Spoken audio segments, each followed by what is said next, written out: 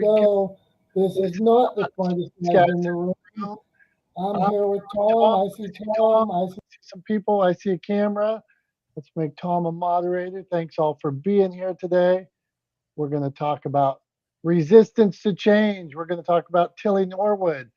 Tom, if you will allow me, at some point I will give you my take on the WNBA, which is resistant to change as well. So we can just, you know how at Christmas time we hand out lumps of coal? We can hand out lumps of coal to people that are resistant to change or go from that avenue. So how you doing, my friend? I'm doing well. I wonder what would be a good alternative, right? Because like you said, at Christmas time we give out lumps of coal, right? That's sort of like I kind of think maybe like the lumps of coal, which was your idea, was maybe sort of the impetus that like led into the Tom's Thumbs thing. Maybe a little bit of the inspiration behind Tom's Thumbs was your idea for lumps of coal. But I wonder what's a good thing that we can sort of like hand out, or good symbolism we can use for handing out instead of lumps of coal for people who are resistant to change or people dragging their feet. What's a good thing that we can sort of hand out, so to speak? This is good. Okay, so I thought you were going to go with like a reward for the people, but you're saying bad for the people. Well, I'm not rewarding resistance to change. Why? I'm not. Yeah.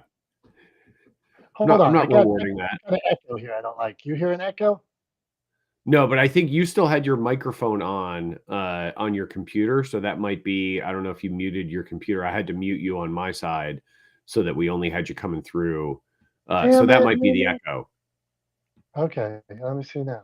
Okay, every week we're like, we're going to do this right. We're going to do this right. And then we don't do it right. So, okay, I think I feel good about it now. Okay. All right, cool. Well, I mean, we can work on it. And hey, if anybody, if anybody comes in and anybody has an idea for what sort of award, in air quotes, we should give out to people who are resistant to change, that's something to think about. Feel free to let us know, chime in, give us some thoughts. But yeah, we're talking about resistant to change today. So I'm curious to hear, Dom. I shot you this idea for a topic. You came right back with dropping the name Tilly Norwood. So just curious to hear what your thoughts are, since I often give you grief about your challenges with technology. Curious to hear what your thoughts are on this idea of resistance to change. Okay, so this Tilly Norwood idea, I'm not sure I know enough about it yet. I don't like the idea of humans being replaced, jobs being lost by AI characters and such. I've stood in and I know the last strike with SAG and all that was over, that kind of thing. I've been paid to be an extra and background and stuff like that. I don't want I like to go do that once in a while. I don't want to get replaced by AI when they can just fill my face in from 10 years ago or something like that. So I get that aspect of it, but in the resistance to change part of it, a movie like Sin City, or there's movies that they're using AI now, or they're using what do they call that when everything's created on like video and things like that. They're not flying Superman on ropes anymore. They design it with a computer. So how many people did they take out that were putting up hoist and things like that, and now it's made on a computer? This is outward facing. It's in your face because it's person. We replaced person. We replaced lead character. So you see it, everybody's up in arms, but it's been done so many times, so many ways. So that's where I want to start with resistance to change. I just want to open the conversation. Well, I mean, to answer your question about like kind of CGI and the role that plays. I mean, definitely in films, the way that special effects are done has changed a lot over time, right? I mean, you look back to like the late 70s and early 80s, Star Wars was a groundbreaking film. Those special effects were mostly done. I mean, they weren't computer assisted graphics. It didn't exist at the time, right? And so they were done sort of practically or with in camera special effects, as they're often called. Where you're using a combination of miniatures and plates and painted backgrounds and all kinds of things to create an image that appears one way when it's played back, but in reality is a combination of different things to create a desired effect. Like, you think back in the day, like kind of some of the first special effects were things like forced perspective, right? Where you would position one person closer to the camera than the other things, and so it'd make them seem bigger. But when you look at it in a two-dimensional plane, you can't tell that one thing is closer than the other, right? So things like that. But I think AI and using computer generated imagery in films is fine. I think it makes sense to do in places where it's literally or physically impossible to use sort of practical effects or extras or things like that, right? So you can't have it's not practical to have an actor flying through the sky at 10,000 feet, looking like they're Superman, right? I mean, like, that's not practical, right? So what you do, you put them in front of a screen, right? Either a blue screen, or now they're starting to use actual like LED walls, right? And you put them on a rig, right? And so you have the actor go through the motions and act like they're flying at 10,000 feet, and you put the background in behind them, right? Makes perfect sense. Good use of CGI and potentially of AI computing to be able to generate the correct background at the right angle, et cetera, et cetera. So that's all fine. The other place where I think it's fine is like, look, you got a scene in a stadium, right? And you've got an event going on. Now, does it make sense, or is it even logistically feasible to fill that stadium with real people and pay them all as extras, right? I mean, think about the cost associated with that, right? Like, Dom, what an extra earns for a day, right? So say every person there is getting $500 to $700 for the day, right? And then there are added costs on top of that, logistics that go along with having all those extras. So say you're paying, 40,000 people an extra $500 for the day. Like, that adds up really quick. And suddenly, economically, that's not a viable way to get that shot of that stadium crowd reacting to something, right? So what do? You fill a part of the stadium, right?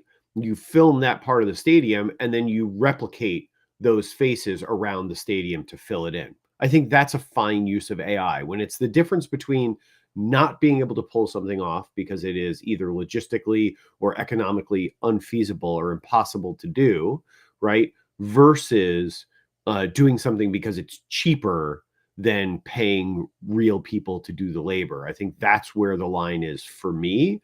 So, like, if the difference is between hiring 100 extras to fill one section and then repeating those 100 extras around, or hiring no extras and just using AI, I say hire 100 extras, right? Like, that's where I land on it.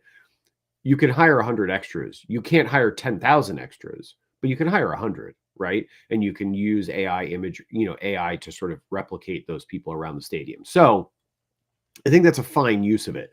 But yeah, I mean, I think it's challenging, right? Like, there's difficulty when it comes into it, and I am 100% not for replacing human labor completely with AI. And that's where the Tilly Norwood thing comes into it, right? Like, this sort of like AI generated actor, right? Completely AI generated, somebody who does not exist in real life, is not based on a real person. It's just sort of a complete conceit of an AI generation program.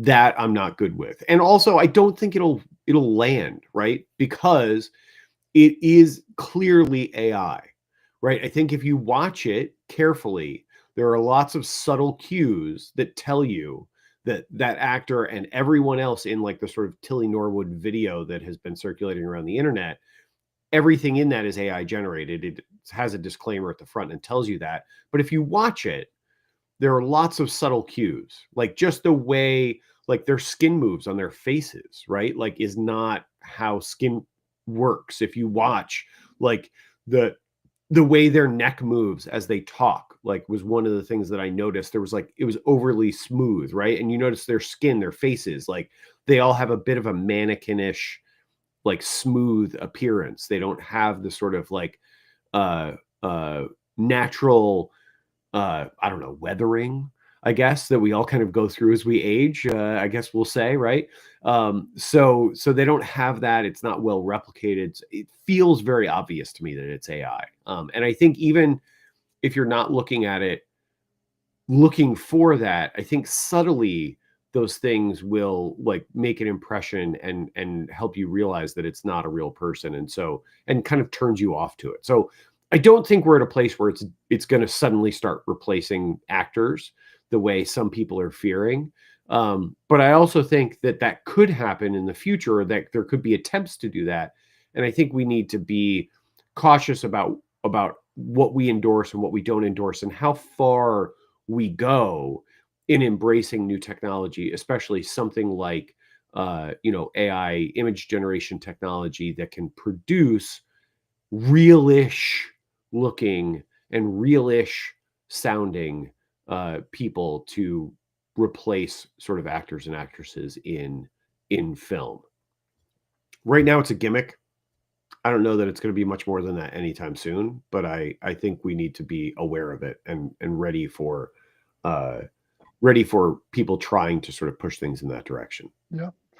There's states right now that use like emergency broadcast systems that have AI like reporters telling them like, hey, the hurricane's coming and things like that. So or there's podcasts right now that are all AI generated and things like that. So uh, I think in a lot of ways it's already happened, and this is actors, but there's actors in different ways where we're like, oh, okay. Now all of a sudden, when it's the leading lady, we're like, whoa, wait a minute.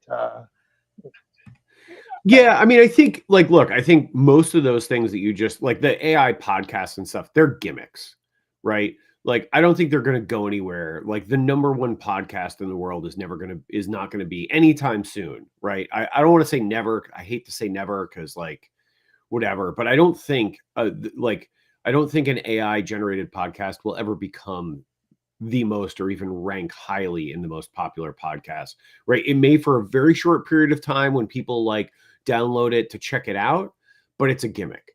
I don't think it's going to replace sort of human podcasting or human interact. I think people listen to long form podcasts for the interaction between people, right? Like they want to hear the conversation that happens between people, not a an AI version of what a conversation might be like. You know what I mean? Like they want to actually hear the human connection that happens in long form conversation, and that just doesn't happen in podcast in AI generated content. And so yeah, so I don't think it's ever going to be anything more than a gimmick in that particular space.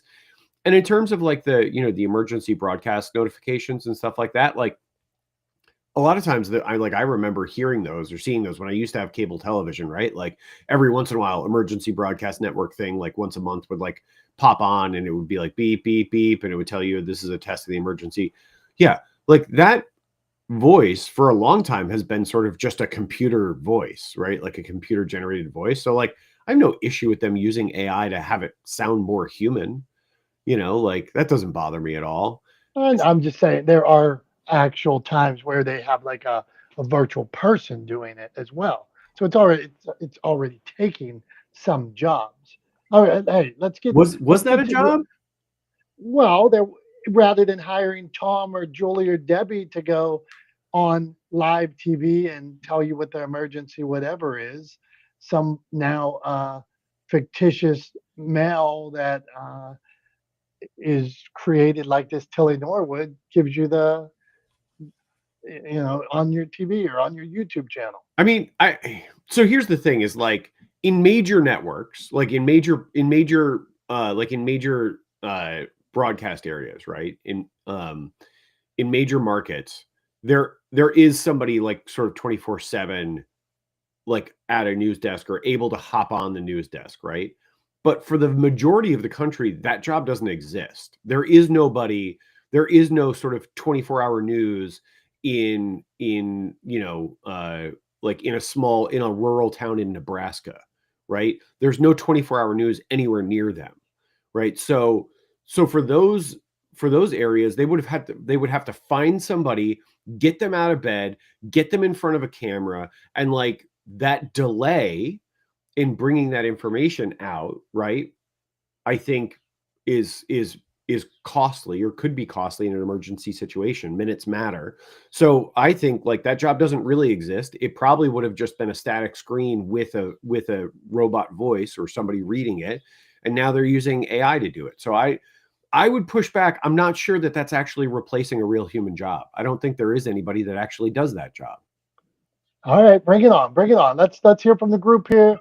We're talking Tilly Norwood. We're talking resistance to change, which is very similar with AI coming and things like that, or whatever the change is that you're resisting. That's here, and you're like, oh, it's not going to affect me.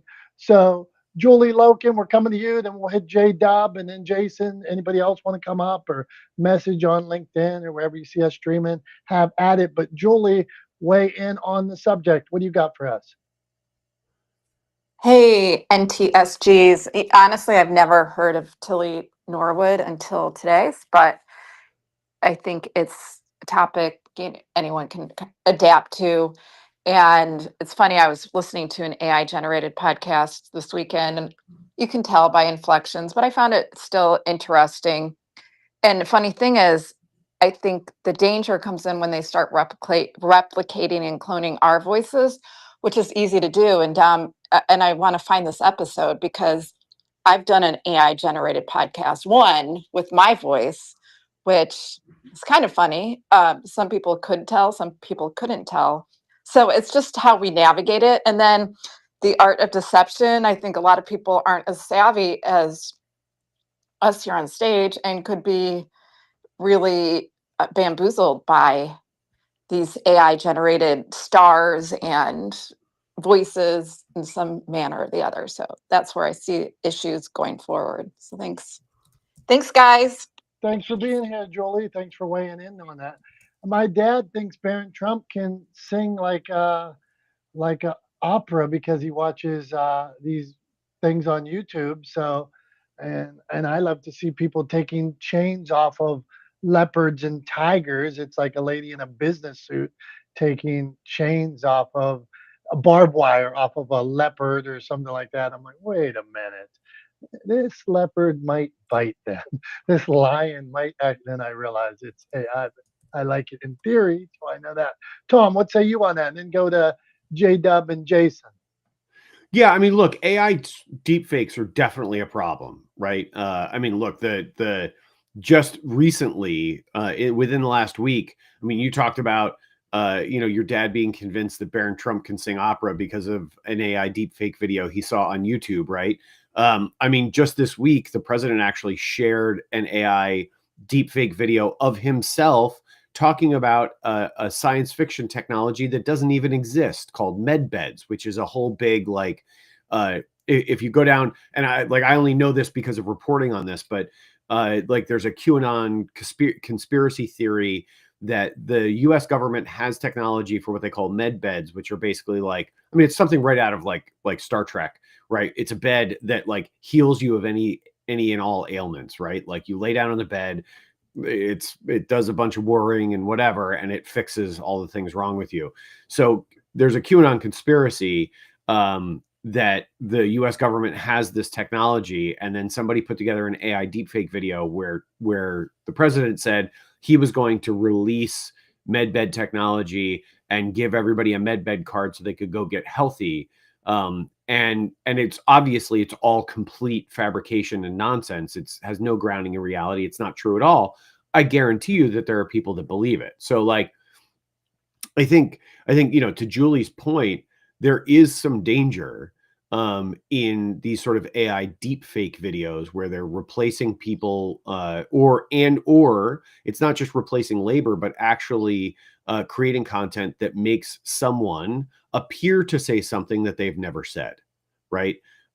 That's a real problem, and I think there needs to be. And look, like I think at the end of the day, the solution is to provide some guardrails, some regulation around how deep fakes can be used. Because like it's all fun and games if you're like, want to prank one of your friends and make a video of them, doing something silly or saying something silly, or, I don't know, farting the Star Spangled Banner or something ridiculous. Like that's fine, right?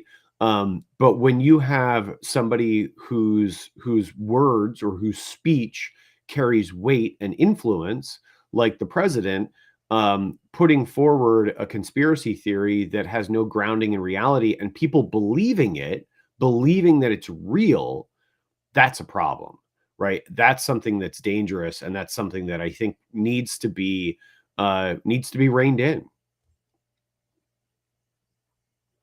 That's what I think. I think you nailed it, man. Let's go. Let's keep it going. Not the smartest guys in the room. We're here every Wednesday unless we're on summer hours. Okay, we got J Dub. J Dub, welcome to the conversation here. J Dub's Arts. It says, what say you, my friend? Where you want to weigh in on resistance to change or Tilly Norwood? What do you got for us?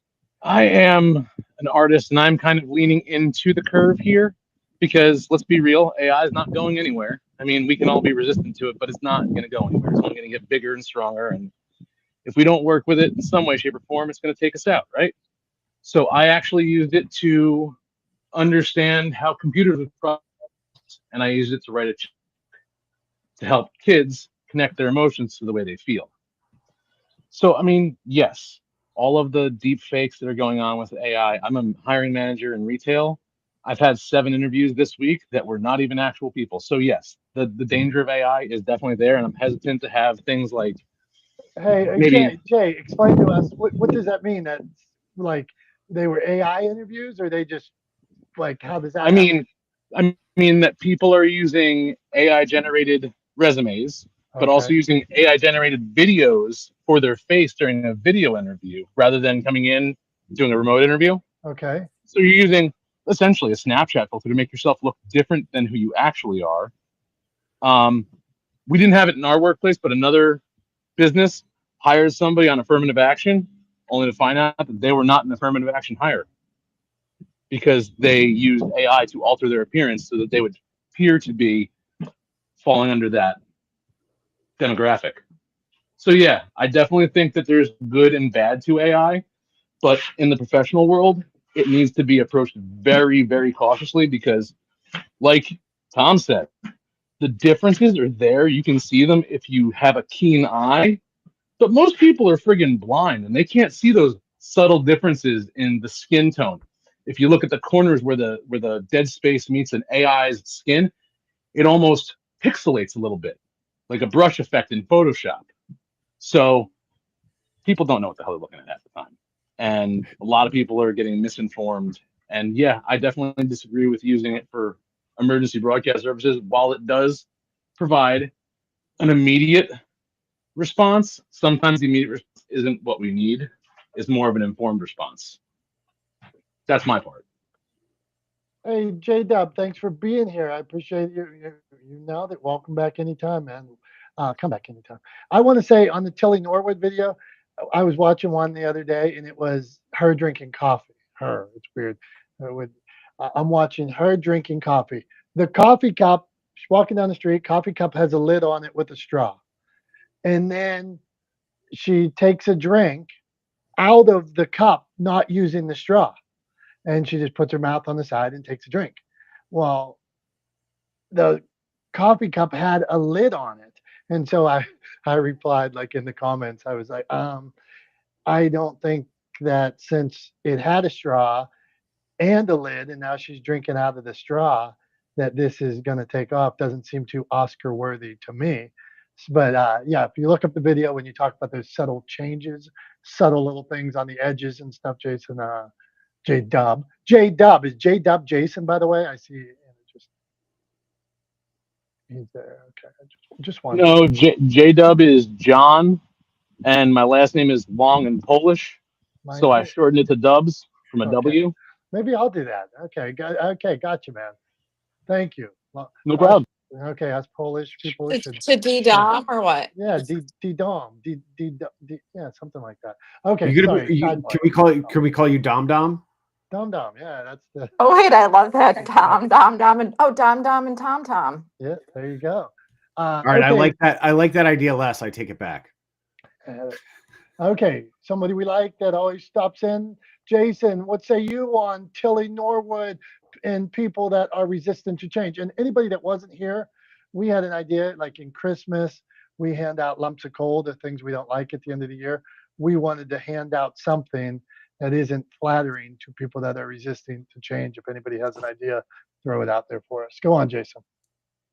Well, my only thing about changes is that you can't stop it. I can't control anything that happens outside my head and my mind and my thoughts. So that's the first part. So it's easy to go with the flow, but I think that what we grow attached to, it's a sense of security. So maybe people who object change, and when you're talking about AI, um, in my opinion, many people I feel are stagnant in their growth mindset because they want to hold on to things that they can get used to. And AI changes the game because if you really think about it, it's an assistant and it's designed to be that way. As far as the video, the Tilly whatever, I thought it was pretty remarkable what I watched. But again, it is, and I've talked about this before, there is a high demand for ethical AI design and practical use. So there's many different jobs that can go along with AI. I just think that if you want to be a bean counter, so to speak, the hand kind, yeah, you're probably going to be not counting beans for very much longer. But if you want to design and go into the creative space and think about possibilities of imagination, travel, besides just clocking into a job 9 to 5, AI could be an incredible assistant. I think it's how you frame what you don't understand. And I think that's the biggest part of the conversation when it comes to AI change. Um, I'm always one who's down for imagination and curiosity. So for me, I'm a thumbs up, but there needs to be an ethical hand on the design and use. Go on, Tom.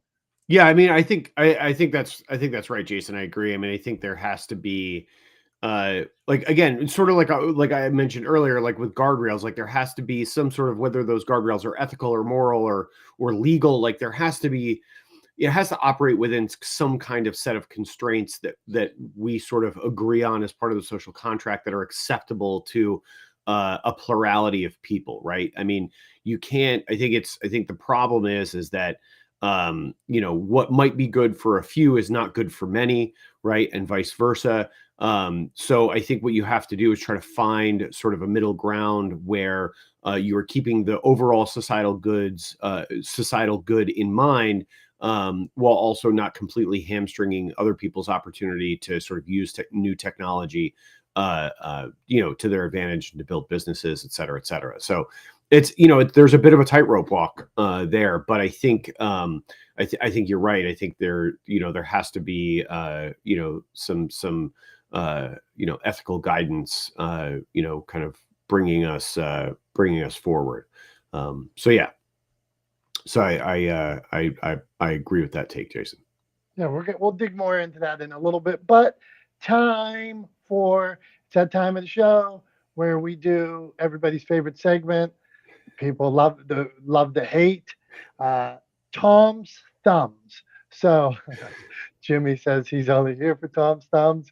Yeah, our Tom's thumbs reels are doing good. So Tom's thumbs today, we're going to get real serious on a subject. We talk about pop culture. So Tom has to answer question, thumbs up or thumbs down, based on something in pop culture. I want to talk about something that is around for about 9 months a year, and it's everywhere. And I want to know Tom's thoughts on it. What does Tom think about Spirit Halloween? Oh, Spirit Halloween. God, I mean, I don't know. There's so many ways I could take this. So yeah, you're right. They're around for about 9 months every year. They sort of pop up in vacant stores or vacant storefronts in strip malls all across America, right? And they're around until I think just after Halloween is usually when they close up, and they're gone for a few months, and then they pop up again in the spring. Um, and yeah, I mean, I don't know. I think it says something about the sort of the disposable nature of consumerism, particularly in the US, right? That Spirit Halloween exists, and as a business model can be successful, selling one set of products, Halloween decorations, really, and some costume stuff, but Halloween related things for a one-day holiday.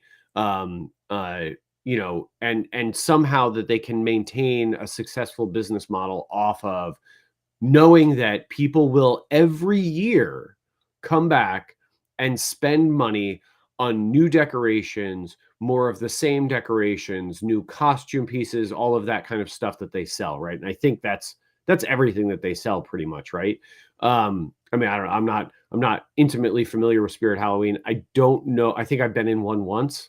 But I'm also not one of those kind of people that redecorates for every holiday. Like we decorate for Christmas. Like that's it. And that mostly consists of like putting up a tree, right? Like that's the that's the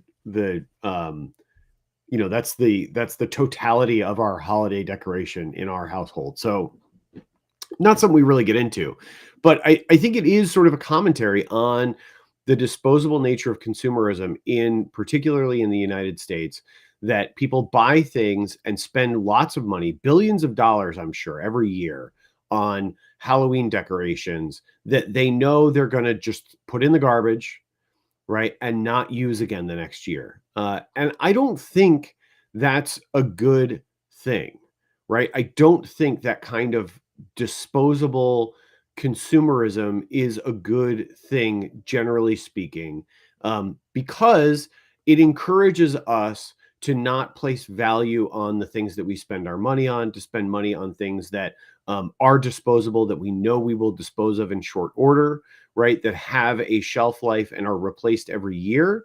And that leads to all kinds of problems, right? Like not only economically for people who spend too much money on decorations that they use one time and then throw them away, right? But it also creates problems with waste, right? We already create too much waste in this country and broadly as a species, right? We create an extraordinary amount of waste every year.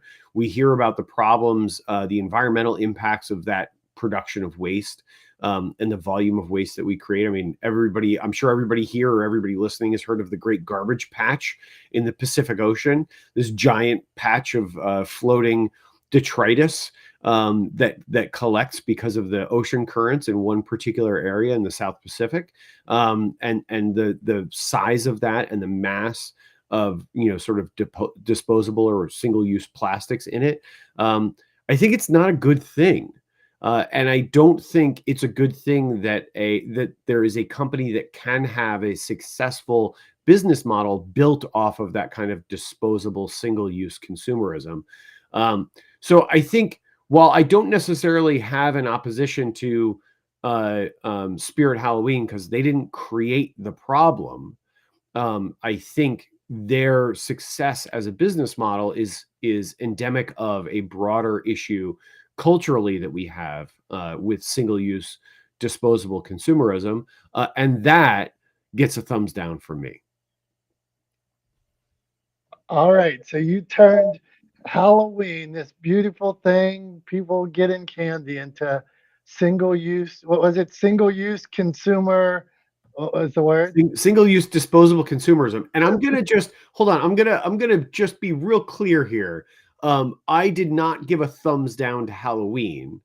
I gave a thumbs down to the disposable single-use consumerism that stores like Spirit Halloween represent. I like Halloween. I got no problem with Halloween. I'm not giving Halloween a thumbs down, right? I'm giving the person that gives out pennies and or apples on Halloween a thumbs down. But I'm not giving Halloween a thumbs down. I'm giving that concept or that single-use disposable consumerism that Spirit Halloween represents a thumbs down. Jimmy wants to know, what is the thumbs down? You can put in the comments, what's the thumbs up, thumbs down ratio? Somebody, we should research that. We should ask ChatGPT what's the ratio. J-Dub says he worked at a Michael's, works at a Michael's and sees they're selling out for Christmas. Tom, I was thinking when you were talking, when you talked about the business model of these businesses that can pop up for a month or 2 months and make money, I'm in my mind thinking, I've said here before about like the flower business or something like that, thinking, I wonder what other models, like whether it's Christmas trees or fireworks shops, or I wonder what other businesses use that model, because the model works, because we see it with fireworks, we see it with now Halloween stores. I wonder what else, and not that I would want to get into, what was it, single use, go on, but Single-use disposable consumerism or consumer yeah, product. you should hashtag that. Okay, hold on here, let's see here.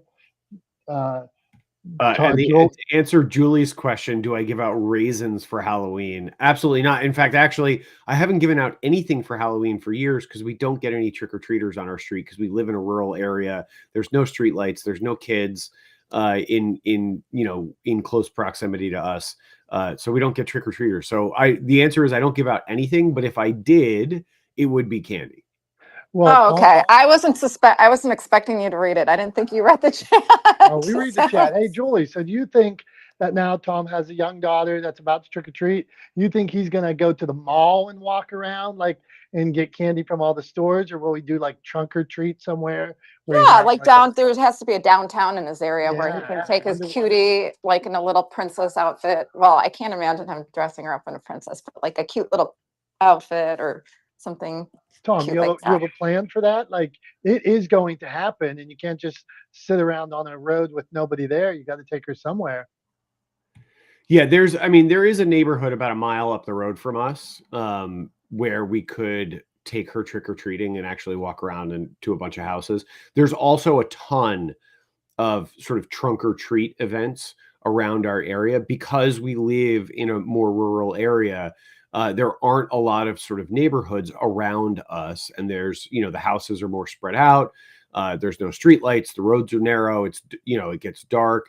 And so it's not super safe for kids to be out trick-or-treating where we live, just because of traffic and things like that. So we definitely plan on taking her. In fact, actually last year when she was just an infant, my fire department that I'm a member of participates in an annual trunk or treat every year. And we took her to that. I was there volunteering. I was there for the whole thing. Becky brought her over for a little bit. And plan to continue doing that going forward. So it'll probably be sort of a combination of trunk or treat, or maybe she'll go if she has a friend, if she gets a little bit older that lives in a neighborhood, she can go trick or treat with them. I mean, we're not like, I don't know where this idea that we're like anti-holiday came from. Like I just talked about how we put up a Christmas tree. This is Tom 2.0. Tom Dad is cool. Tom is softing up, becoming a little softy. I've never been anti-holiday. Like I don't know what you guys are talking about. Like I love Thanksgiving. Put in the comments how many things Tom has said no to that had to do with baby shower. Yeah. Wait, we should. Baby showers are not Christmas holidays. gifts, They're like stupid Christmas parties that serve no purpose. Yeah, Easter, birthday parties, dying eggs. Listen, Tom, eggs. This is a reckoning. None of those are holidays. None of those are holidays. Those are all just ridiculous. You're answering your own question here. Holiday but none of those are like birthday parties are not holidays. I just had a birthday like 2 days ago. I did ask Tom on his birthday. I said, was it a thumbs up or thumbs down? And he replied, that All right, that he hold does on, not give hold on. thumbs down birthdays. It was a thumbs up, is what I very clearly said. Like, I agree. you were hemming and hawing like you couldn't remember what I said. I said thumbs up. I was having a good day with hanging out with You my were. family. I left that exchange feeling wholesome. So thank you. All right, not the smartest guys in the room. Tilly Norwood, people that are resistant to change. One person that's resistant to holidays. Okay, I I'm mad about something that I have to talk about here when it comes to resistance to change. So it's pop culture, resistance to change. I love the WNBA. I love the evolution of the WNBA. I love that more eyes are on it. I love that the game that is being played is getting more eyes. The sport is a good sport. Women's basketball play at the highest level. There's a purity to the game. I don't care if there's dunking or anything. There's a purity to the game. Beautiful thing. The WNBA stinks so bad at their consistency, their refereeing, their marketing, they are resistant to change. They feel that the game is in 1970, 1980. They are treating it like it's men's basketball in 1978, 1980.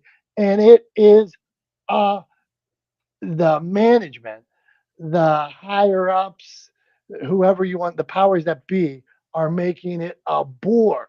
Let the game evolve. Quit with the resistance to change.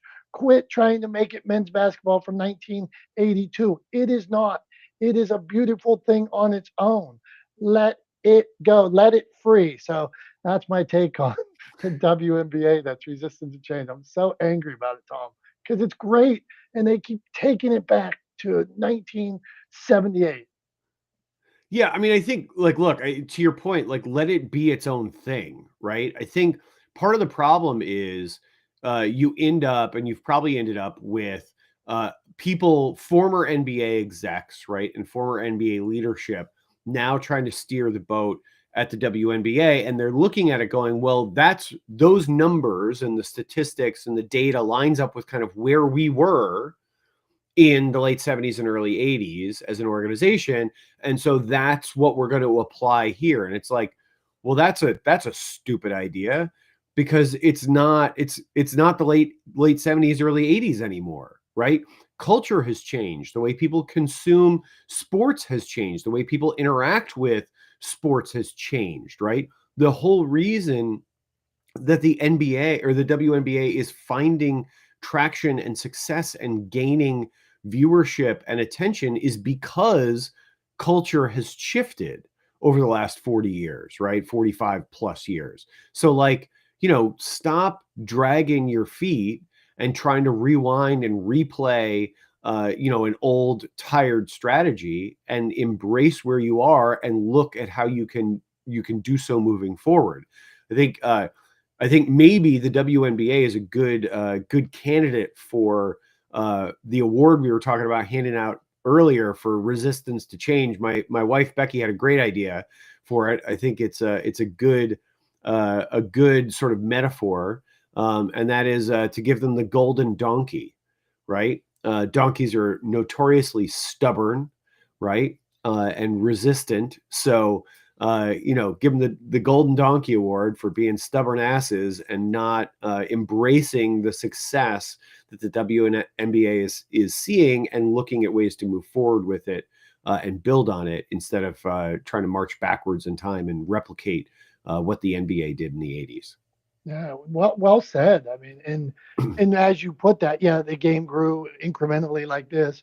But if I look at it from the outside, it grew from competition between Larry Bird and Magic Johnson, that got eyes on it. Then it went to Michael Jordan.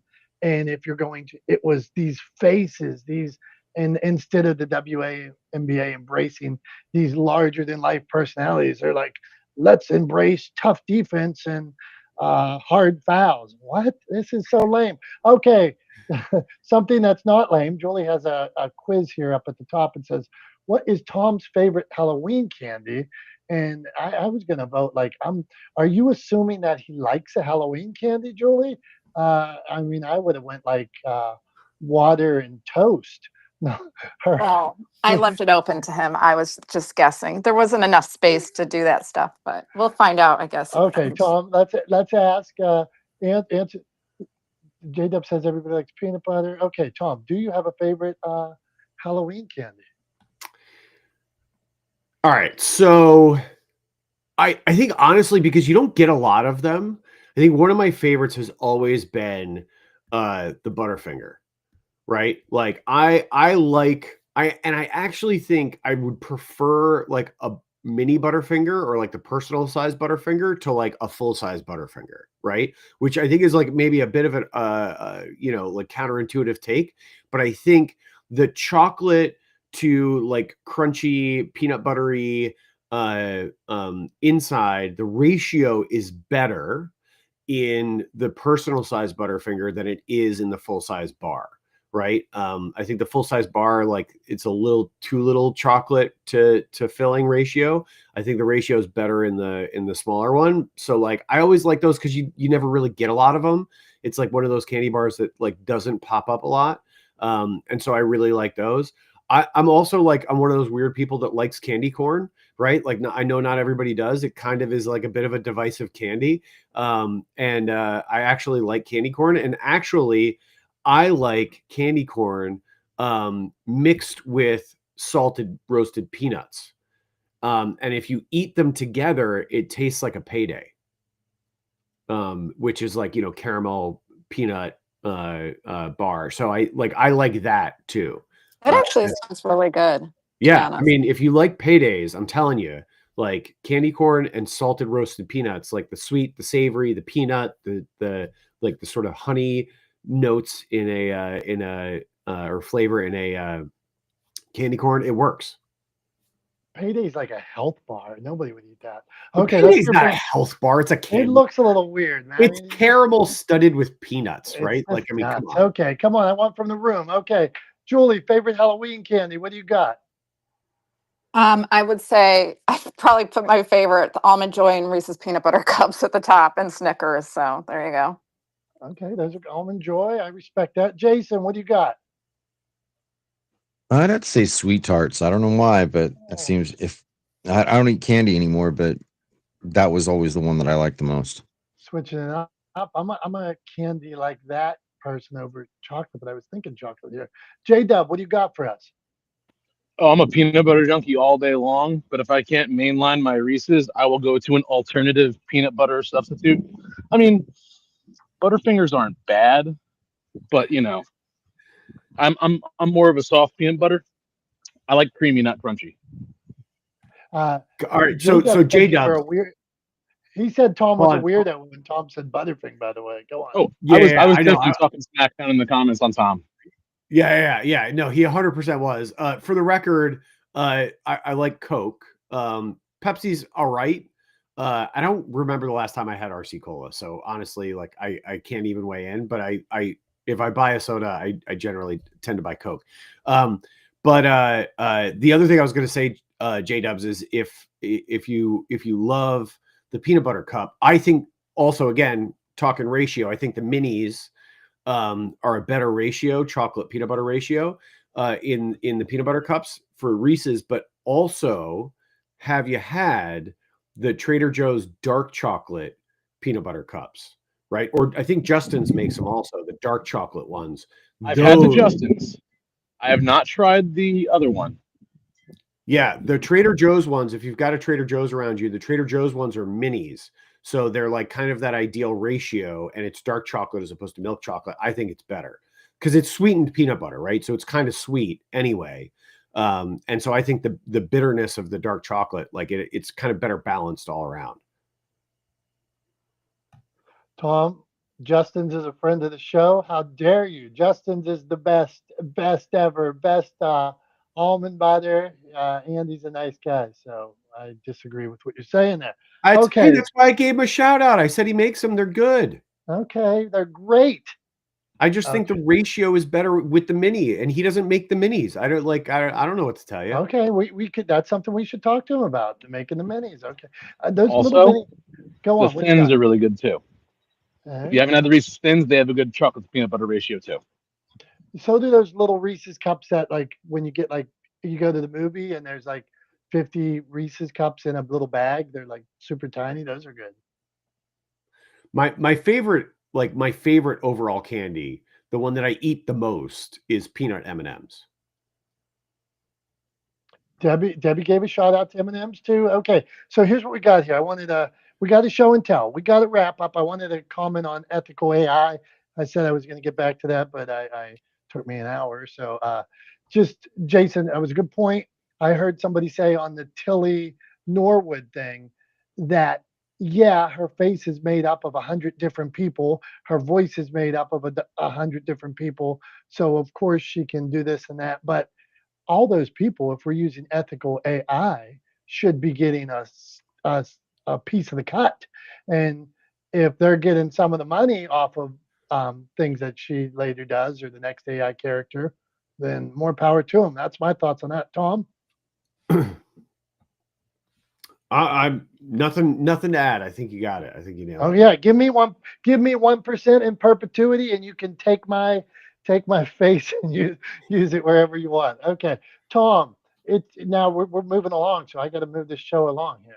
It's Well, time and for I think Dom, I think the big problem there is that like the fear or the concern is that there isn't going to be any sort of residual payment for the use, right? And that's really the big concern. The big concern is that people's images, likenesses are going to be stolen in some way, shape, or form, even if they're not directly replicated, even if they're used as some sort of weird amalgamation like the Tilly Norwood thing.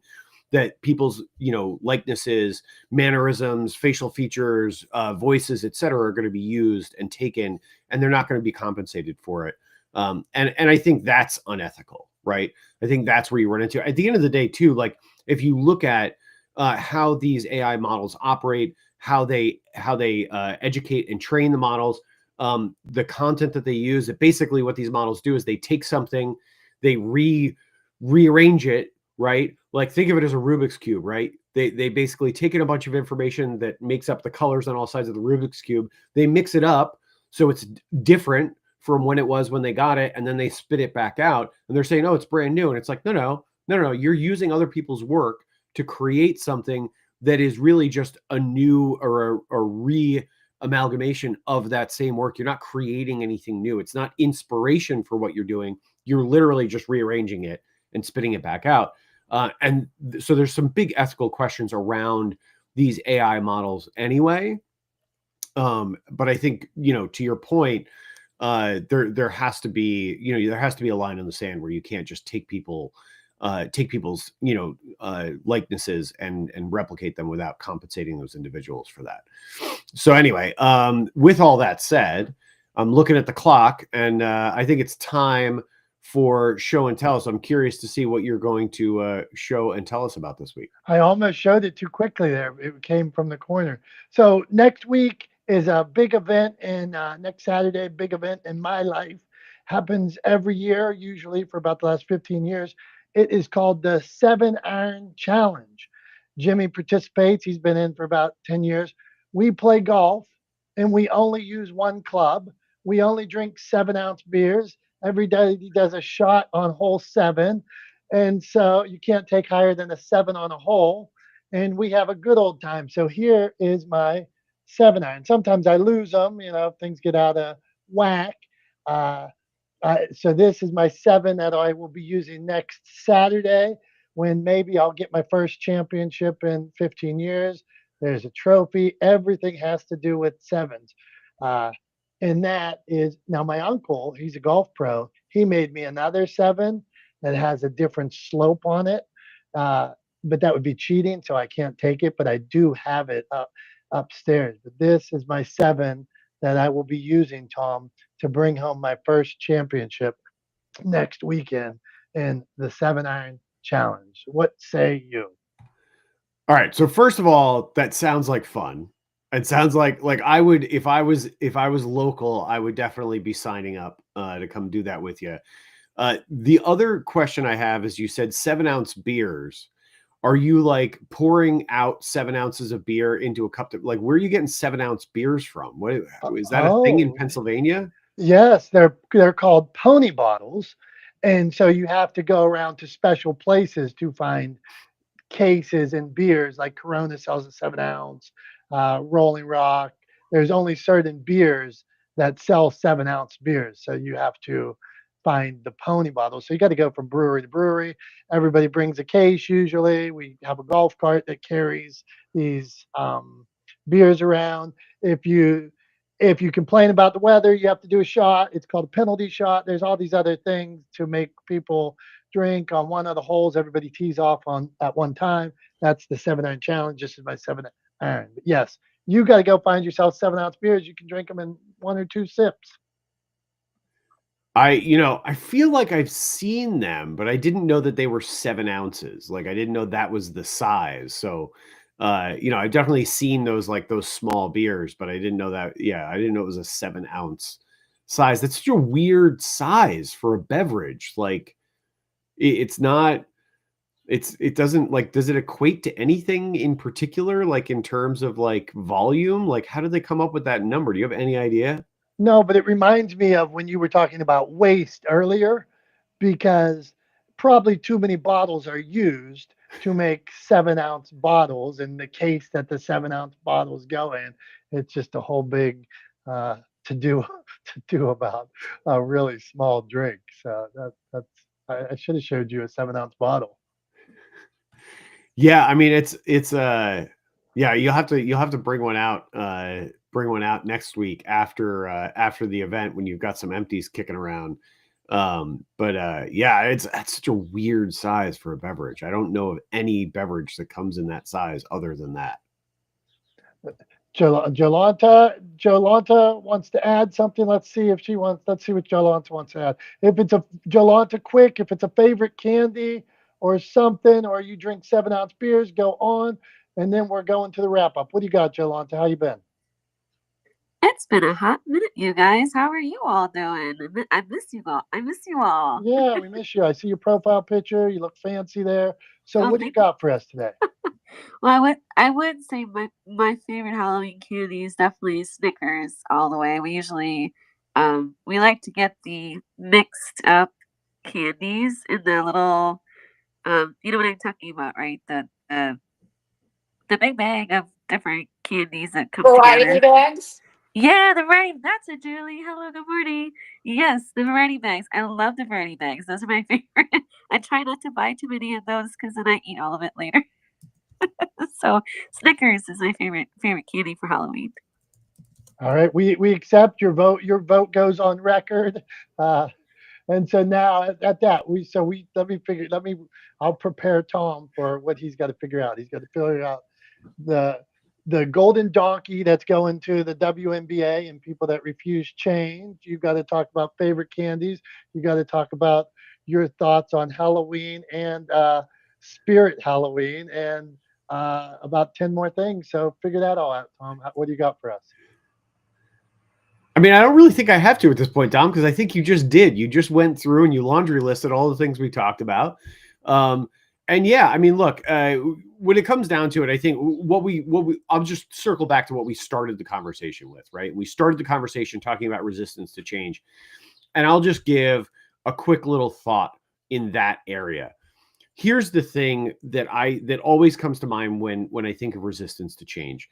We are excited about change when we're young because everything is new to us. And I think as we get older, as we continue to see the world change, there's two things that happen. One, it creates situations where we're less comfortable because we're less familiar with things because they are new to us at a later stage in life.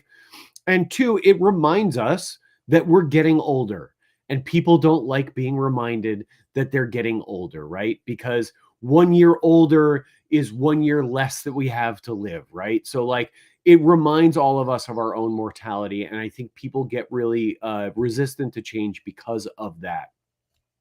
I am finding, I just turned 47, and I'm finding that I am no more resistant to change than I was when I was younger. If anything, I am excited about the future because there are new and great and exciting things happening all the time.